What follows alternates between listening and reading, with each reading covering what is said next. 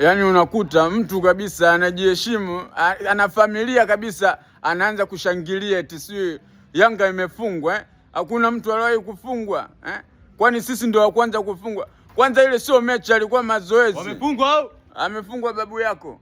Yale alikuwa mazoezi.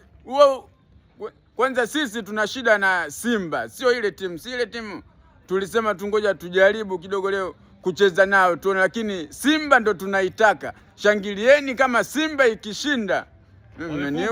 Amefungwa babu yako. Mmeniuzi, ngoja kwanza.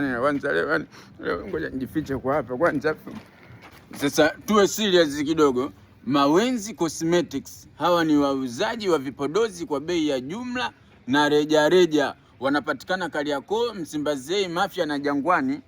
Kwa hiyo sasa kama unataka vipodozi, amefungwa babu yako. Kama unataka vipodozi, ina maana pale Kariakoo, mtaa Msimbazi, Mafia na Jangwani, pale unajipatia vipodozi pale ambavyo kama una duka lako nini, unajifiche kwa hapa. Kama una duka lako sasa, muda huo unataka vipodozi kwa bei,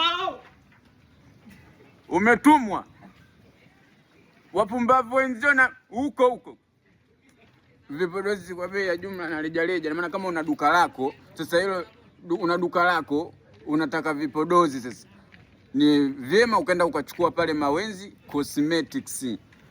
Ni wauzaji wa vipodozi ambavyo sasa vina ubora na ambavyo wanajua kabisa ngozi yako inahitaji kipodozi cha aina gani. Watu tufanye kazi, maana mpira kuna muda unaweza ukapigwa.